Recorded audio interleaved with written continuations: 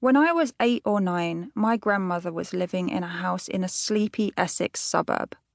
I often visited her with my younger siblings in tow, and we used to spend much of our stay in the garden.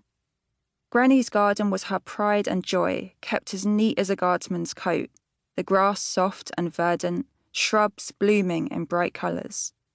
Granny kept order with a pair of garden shears, her eagle eyes and a tub of slug pellets. When we went there during the summer, we were as carefully fussed over, preened and pruned as the roses and the rampant buddleia. I would stand in the sun, sipping orange juice and gripping the grass between my bare toes.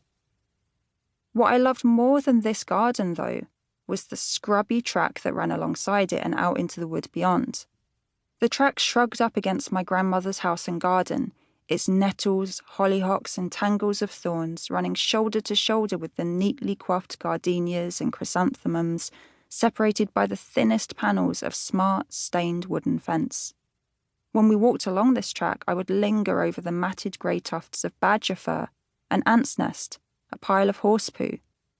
These things were 1,000 times more interesting than Granny's perennials. A few hundred yards along this mud trail were the blackberry bushes.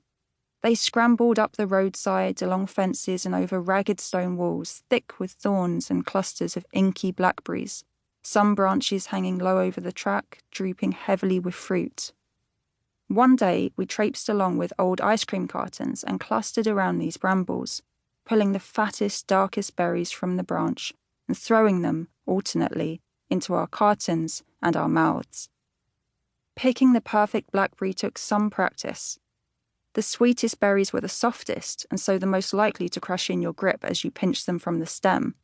You had to be careful, all the while whipping your hands back from the pricks of the thorns. Bright purple sticky juice muddled with countless tiny cuts and grazes, which would sting hot all the way back home. Once back from the abundant chaos of blackberrying, we washed our haul, tossed it with apple segments, sugar and cinnamon, and covered it with a thick layer of sweet, nutty crumble. We baked the crumble during the heavy, languid hours of the afternoon. I can't remember what the crumble tasted like in the end, whether the blackberries stained the topping with crimson juice or whether the apples were blandly sweet, crisp, or soggy. I have no idea whether we ate it with cream or custard or ice cream. What I can remember is the sting of those blackberry thorns, the herbal smell of dirt, juice, and sap on my fingertips, and the precious warmth of a berry picked straight from a patch of midday sun. I don't think it's any coincidence that one of my fondest food memories is one with roots spreading far beyond the kitchen table. There is so much more to eating than just eating. Eating is picking blackberries or deciding to pick blackberries next week, or remembering blackberries you picked 15 years ago. It is choosing a mango in the supermarket, one soft enough to hold a dimple when you press a thumb to its flesh, holding it to your nose, and taking a gulp of its heady scent. Eating is texting your housemate, "Let's get takeaway." It's weighing up your options between the taka dal and the Carolan fish stew, and taking the time to squint your eyes, smack your lips, and taste imagine your way to a decision. Eating is feeding someone else.